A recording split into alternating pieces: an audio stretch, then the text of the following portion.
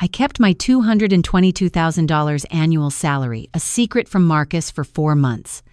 To him, I was just Victoria, the girl who did tech support from home, drove a beat-up Honda Civic, and split every dinner bill down to the penny. The morning I decided to lie started like any other Tuesday. I was sitting in my corner office on the 23rd floor of our building, the San Francisco skyline stretching out behind me, when my friend Jamie video called. "So, when are you telling him?" she asked, not even bothering with hello.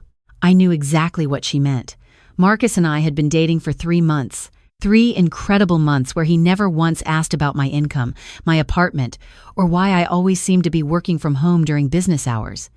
"I'm not," I said. Jamie's face filled my screen.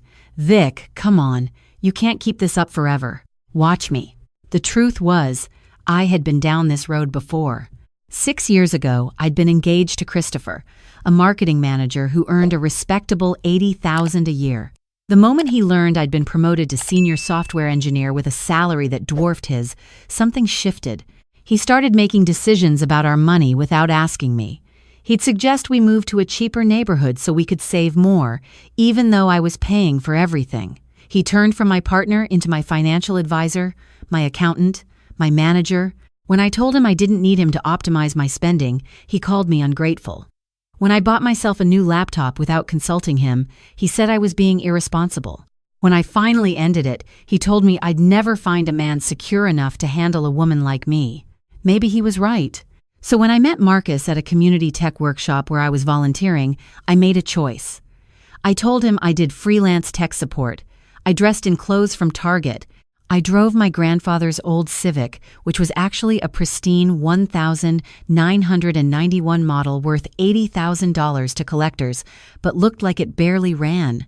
I rented out my condo and told Marcus I lived with roommates in the Sunset District. It wasn't that I wanted to lie. I wanted to be wanted for me. Just me. Not my paycheck, not my stock options, not the building I owned in Soma. "You know this is insane, right?" Jamie said. "What happens when he finds out?" "He'll understand," I said, not quite believing myself. That Friday, Marcus asked me to have dinner with his family. His mother was visiting from Sacramento, along with his older sister Jessica and his younger brother Ryan with Ryan's girlfriend Amber. "They're excited to meet you," he said, squeezing my hand as we walked toward his mother's hotel in Union Square. "Mom's been asking about you nonstop." I smoothed down my thrift store dress. It was actually vintage Dior, but the label had faded enough that it just looked old. "What have you told her about me?"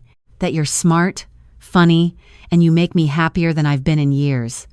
He kissed my temple. "That's all that matters, right?" "Right, except the knot in my stomach told me different."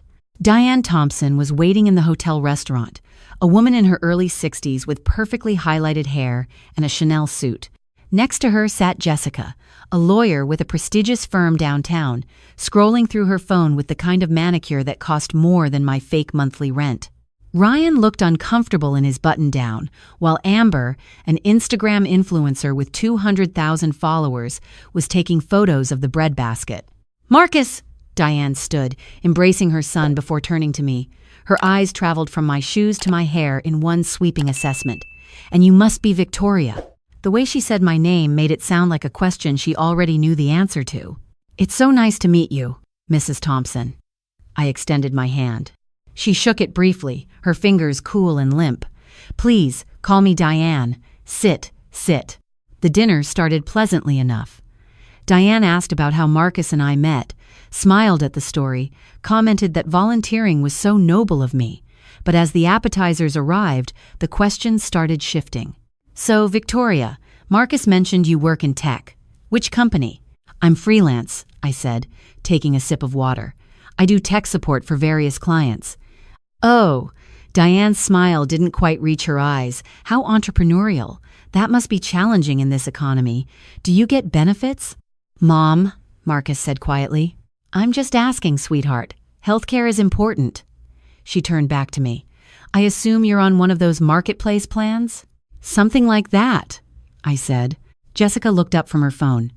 "Tech support is basically customer service, right? Like helping people reset their passwords?" I felt Marcus tense next to me.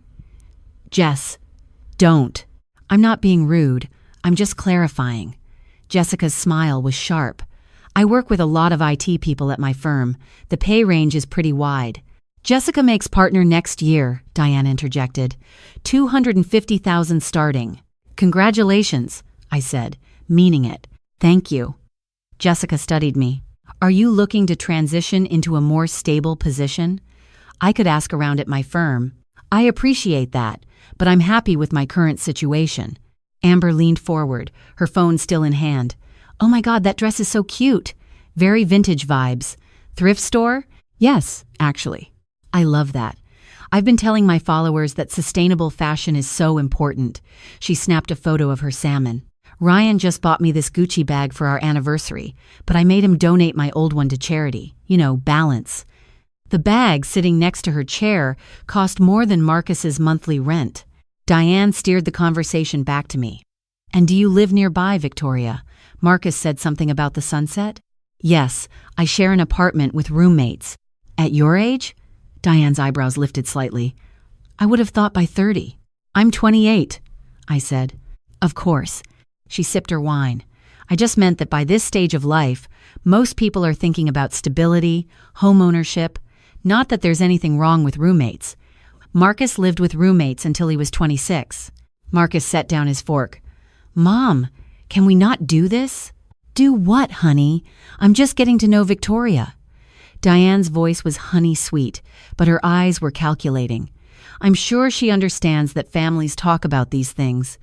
After all, if you two are serious. We are serious, Marcus said firmly. Then you understand my curiosity. Diane turned to me. Marcus is a teacher. He's dedicated to his students, but we both know the salary situation. I just want to make sure he's with someone who can be a true partner, not a burden. The table went silent. Even Amber stopped photographing her food. I felt something cold settle in my chest. This was it. This was the moment I could end the charade, pull out my phone, show her my LinkedIn profile with tech lead, $222K annual right there in black and white. But Marcus spoke first. Victoria is my partner, he said, his voice low and steady. What she earns or doesn't earn has nothing to do with why I love her. And if you can't respect that, then maybe we should leave. Diane's face softened into an expression of hurt concern. Marcus, darling, I'm not trying to upset you. I'm your mother. I worry. Is that so wrong? She looked around the table. Jessica, Ryan, am I being unreasonable? Jessica shrugged. I mean, it's valid to want to know your son isn't going to be financially stressed. Ryan stayed silent, studying his plate.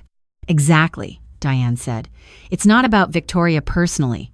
I'm sure she's lovely, but love doesn't pay the bills, and I've seen too many relationships fall apart over money. I'm trying to save you both heartache. She was good. She made it sound so reasonable, so caring, like she was protecting Marcus from me. The rest of dinner passed in strained politeness. When Marcus and I finally left, walking out into the foggy San Francisco night, he was quiet. I'm sorry, he said finally. My mom, she's just protective. She doesn't mean... It's okay, I interrupted, even though it wasn't. It's not okay. The way she talked to you. He stopped walking, turning to face me. Victoria, I don't care what you do for work or how much you make. You know that, right? I looked at him. This man I was falling in love with, this kind, patient teacher who spent his own money on classroom supplies and stayed late to tutor struggling students. This man who had never once made me feel like I was too much or not enough. And I was lying to him. I know, I said. He kissed me softly. Good.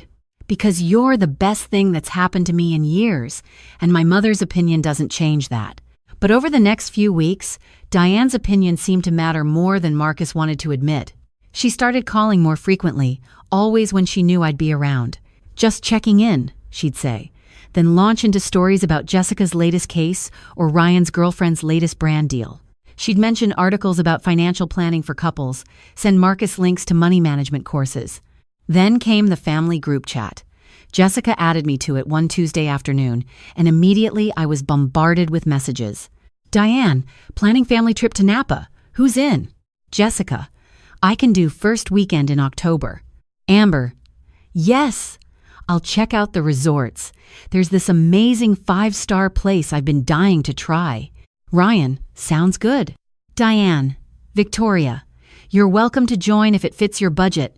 We know these trips can be pricey. No pressure. The implication was clear. I couldn't afford it, so maybe I shouldn't come. Marcus texted me separately. Ignore my mom. We'll figure it out. I've been saving. That's when I learned he had been saving for 8 months to afford his share of these family trips. 8 months of setting aside money from his teacher's salary so he could keep up with his lawyer, sister, and influencer sister-in-law. Jamie found me that night, stress-eating ice cream straight from the container in my real apartment, the penthouse condo with floor-to-ceiling windows overlooking the bay. You have to tell him, she said, grabbing a spoon and joining me. This is getting out of hand. I know. His mother thinks you're a gold digger without the gold. I know. And Marcus is going broke trying to keep up with his family while supporting his poor girlfriend. I know. I set down the ice cream. But if I tell him now, what does that say? Hey, I've been lying to you for 4 months, but surprise, I'm rich? He'll think I don't trust him. Do you? The question hung in the air. I don't know, I admitted. I trust him now. But Christopher changed when he found out. What if Marcus changes too? What if he starts feeling insecure or inadequate or what if he's not Christopher? Jamie interrupted. What if he's just a good guy who loves you and doesn't care about your bank account? Then why haven't I told him? Jamie didn't have an answer for that. The Napa trip came faster than I expected. Marcus insisted on paying for both of us, which meant he spent almost $1,500 he didn't have. I watched him transfer money from his savings account, knowing I could cover both our costs with what I made in half a day, and felt sick. The resort Amber chose was exactly the kind of place I would have picked myself before the charade. Sprawling vineyards, infinity pools, a spa that cost more per treatment than most people's weekly grocery budget. Our room was the smallest because that's what Marcus could afford. Jessica and her husband had a suite. Amber and Ryan had a villa with a private hot tub. Diane had a deluxe room with a balcony. The first dinner, Diane suggested we all split the bill evenly. That's not fair, Marcus said. You guys ordered the most expensive wine. It's family, Diane said sweetly. We share. I watched Marcus calculate in his head, saw his face tense as he realized his share would be nearly $300 for one meal. Actually, I said, I think it's better if we each pay for our own orders. I had the chicken and 1 glass of wine. That's $42. Diane's smile froze. How frugal of you. The dig was obvious, but I didn't care. Marcus looked relieved. That night, as we lay in our standard room, Marcus wrapped around me. I nearly told him everything. The words were right there. I'm not who you think I am. I have money. A lot of money. I've been lying because I was scared. But then his phone buzzed with a text from Diane. Make sure Victoria knows the spa day tomorrow is optional. I don't want her feeling pressured to spend money she doesn't have. I felt Marcus tense. What is it? I asked. Nothing. Just my mom being my mom. But it wasn't nothing. And the next morning, when everyone gathered for the spa day and I said I'd skip it to save money, Diane's expression was pure satisfaction. That's very wise, Victoria. Financial restraint is so important. Jessica barely looked up from her phone. I'm getting the hot stone massage and the facial. Might as well go all out. I spent the afternoon by the pool, reading a book on my phone, which happened to be the latest iPhone. I'd forgotten to downgrade my tech for this trip. Amber noticed. Oh wow, is that the new iPhone? Those are like $1,200. It was a gift, I lied quickly, from my grandmother before she passed. Oh, I'm so sorry. Amber's sympathy seemed genuine. That's so sweet that you kept it. I upgrade every year, but something with sentimental value is different.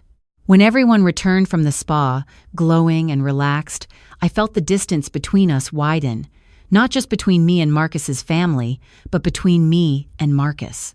Because he was trying so hard to bridge a gap that didn't really exist, and I was letting him. That night, the family decided to go wine tasting at the most expensive vineyard in the valley. $100 tastings, bottles starting at $200. I think I'll sit this one out, I said. Marcus's face fell.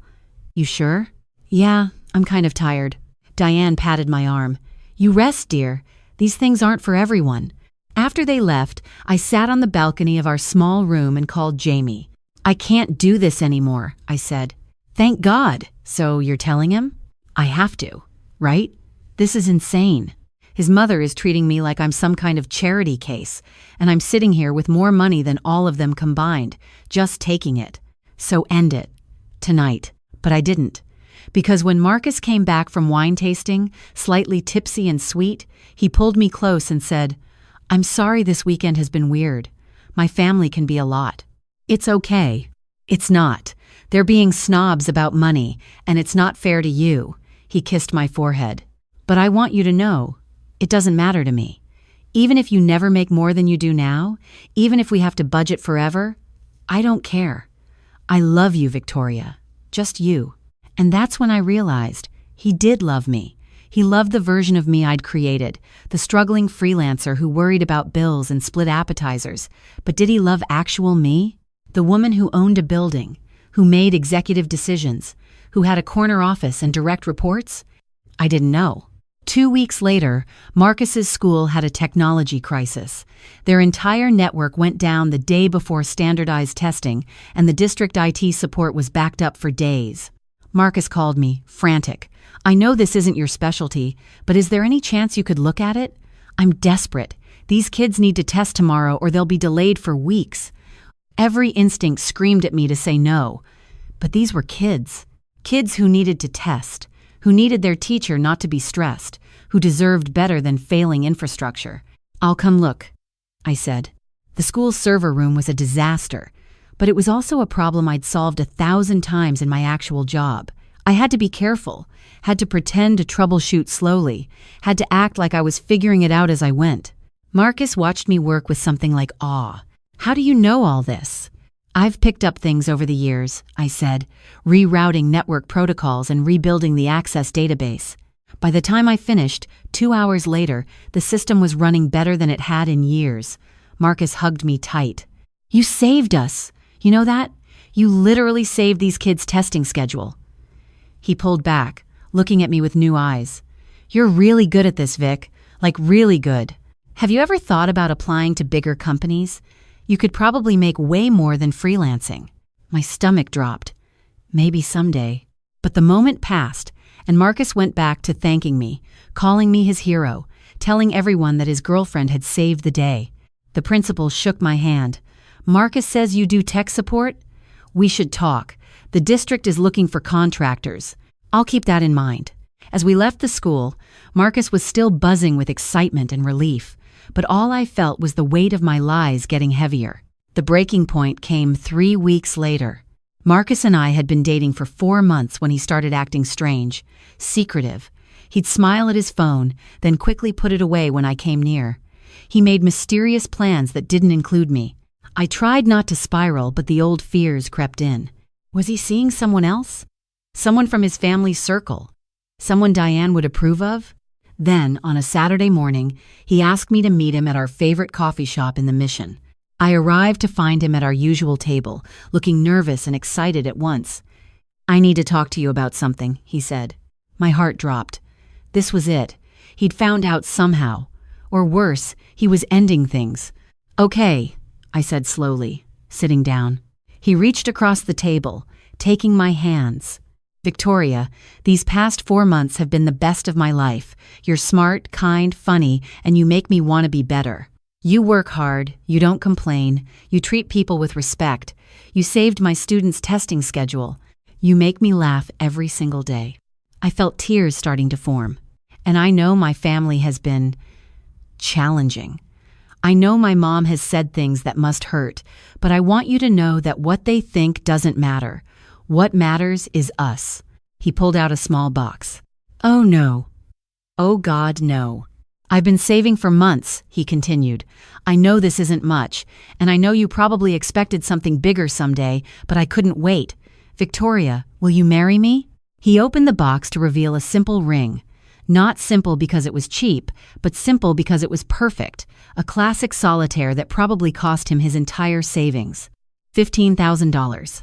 I knew because I'd helped design engagement rings before, consulted on settings and stones.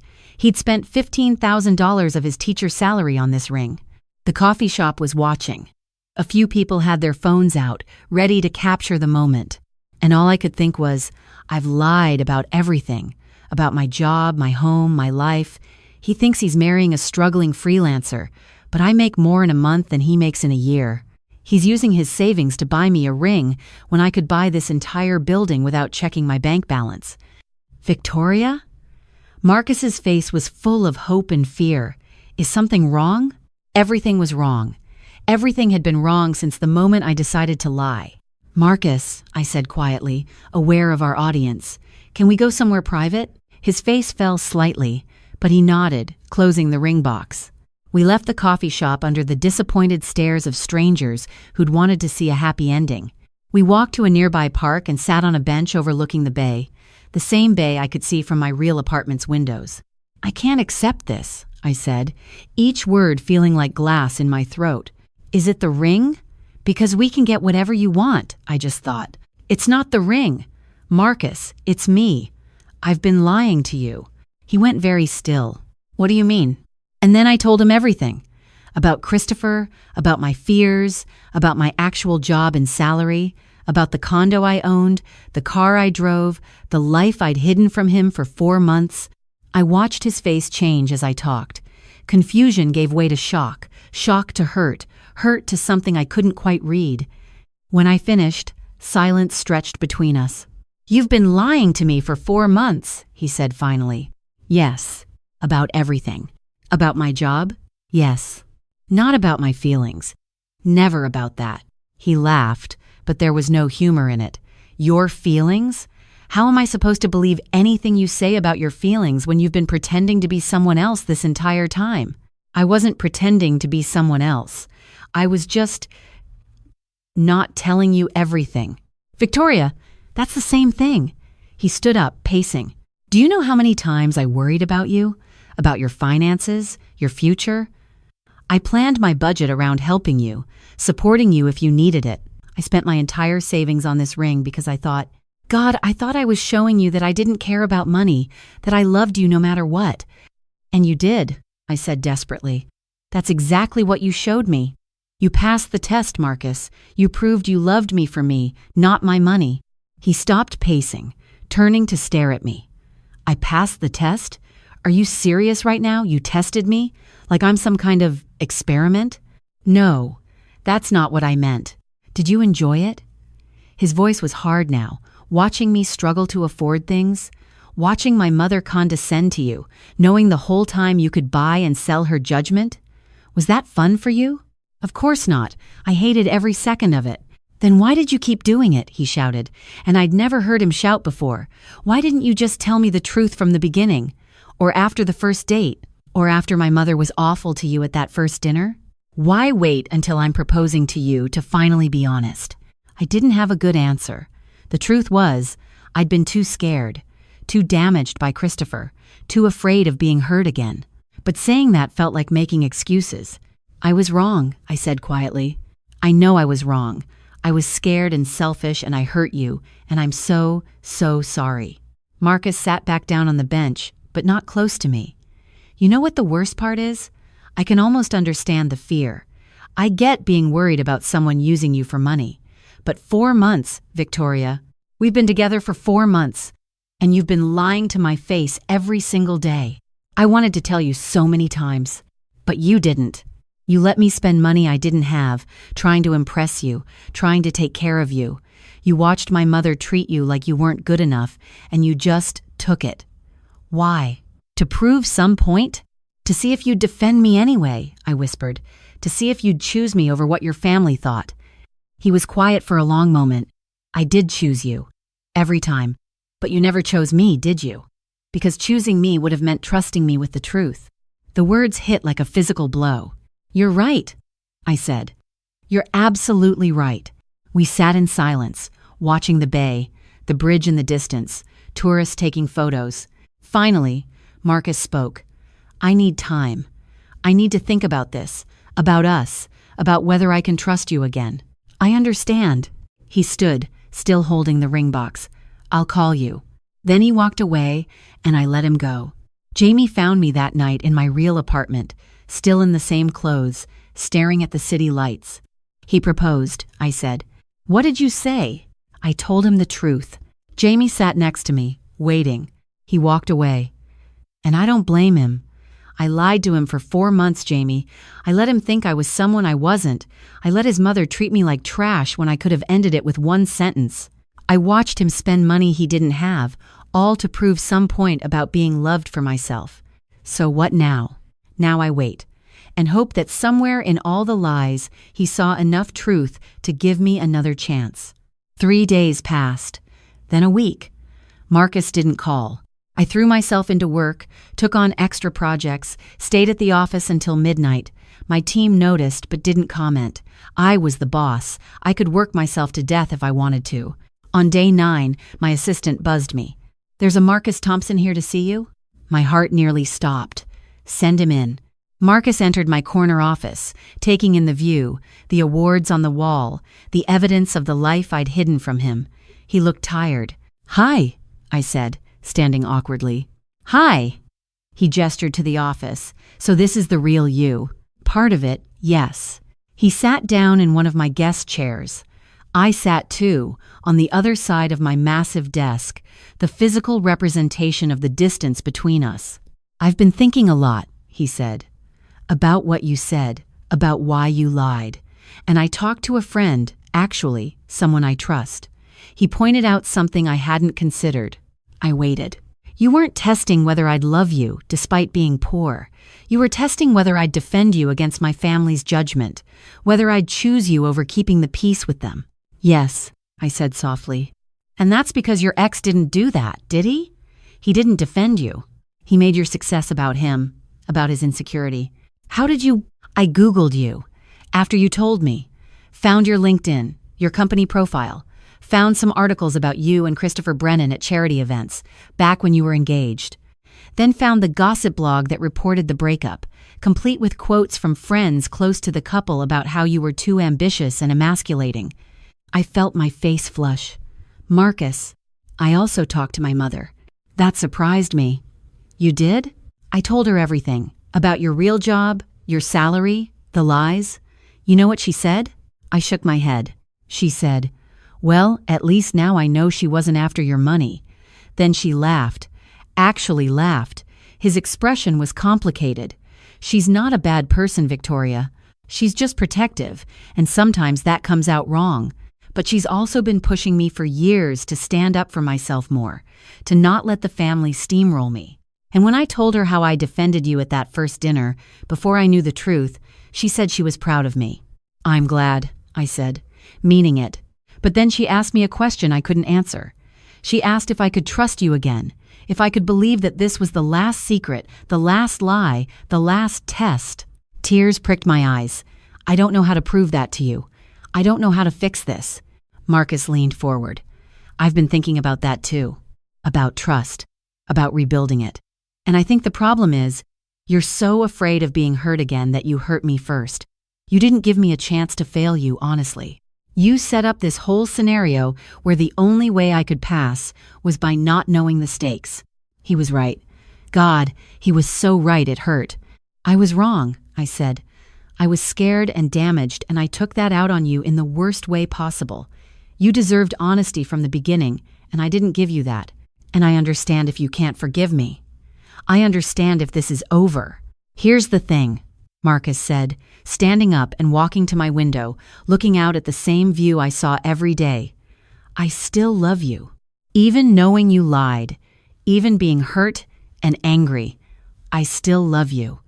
The you who volunteers at tech workshops, the you who saved my students' testing, the you who splits bills and reads on pool loungers and makes me laugh until I can't breathe. That person is real, isn't she?" "Yes," I whispered, "that's all real. But so is this person, the woman with the corner office and the salary and the condo I saw listed in property records, and I don't know her yet. I don't know if she's someone who'll lie to protect herself, or if she's someone who made a terrible mistake out of fear." He turned to face me. "So here's what I need. I need time. I need you to be completely honest with me from here on out. No more tests, no more games, no more protecting yourself by hiding who you are.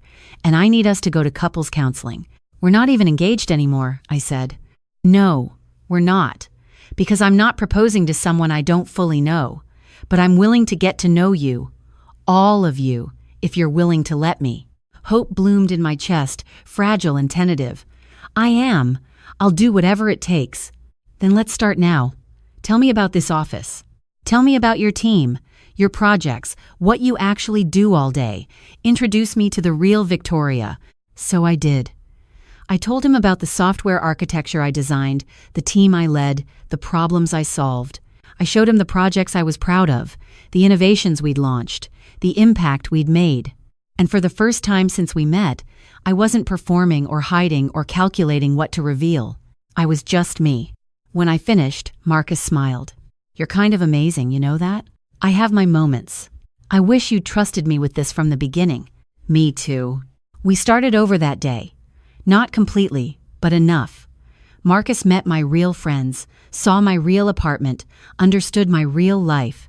We went to counseling, where I had to face the fact that Christopher had done more damage than I'd admitted to myself, and that my fear had nearly cost me something real. It wasn't easy. There were sessions where I cried, where Marcus got angry all over again, where we had to work through layers of trust, broken and rebuilt. But slowly, week by week, we found our way back to each other. 3 months later, Marcus and I were having coffee at the same coffee shop where he'd first proposed. We'd been back together for 6 weeks, taking things slow, building a foundation of honesty. I have something for you, he said, pulling out the same ring box. My heart jumped. Marcus. Let me finish. He opened it, showing me the ring I'd said no to before. I'm not proposing. Not yet. We're not ready for that. But I want you to have this as a promise that when we are ready, when we've done the work and rebuilt the trust, I'm still going to want to marry you. All of you. The freelancer and the executive, the woman who drives an old Civic, and the woman who owns a building. Because they're the same person, and I love her. I took the box, tears streaming down my face. I promise, too, to never test you again, to trust you with all of me, to be brave enough to be vulnerable. Even with my family? He asked with a slight smile. Especially with your family. We'd had dinner with Diane the week before. I'd worn clothes from my real closet, driven my real car, been honest about my real job. She'd been stunned at first, then gracious, then actually apologetic. I judged you unfairly, she'd said. I thought you were taking advantage of my son, when really you were protecting yourself. I still don't agree with the lying, but I understand it better now. It wasn't perfect. Jessica was still sometimes competitive, Amber still sometimes thoughtless. But Marcus stood by me, defended me, chose me. And that's all I'd wanted all along. 6 months later, we got engaged for real. Marcus proposed again, this time knowing exactly who I was and choosing me anyway. The ring fit perfectly, both literally and metaphorically. At our engagement party, Jamie pulled me aside. So, was it worth it? The test, the lies, all of it? I watched Marcus across the room, laughing with his brother, his mother beaming at both of them. I thought about the months of counseling, the hard conversations, the work we'd put in to build something real. No, I said honestly, the lying wasn't worth it. It nearly destroyed the best thing in my life. But what I learned from it, about trust and vulnerability and choosing love over fear, that was worth everything. Very wise, Jamie said, and very expensive therapy. Worth every penny. The truth was, I'd learned that you can't build love on lies, no matter how well-intentioned. You can't test someone into proving they're trustworthy. You have to make the choice to trust them. And sometimes, being brave enough to be fully yourself, flaws and fears and bank account included, is the hardest and most important thing you'll ever do. Marcus caught my eye from across the room and smiled, and I smiled back. No pretense, no performance, no protection. Just me, choosing him, and him choosing me. Finally, fully, honestly. That was the real happy ending.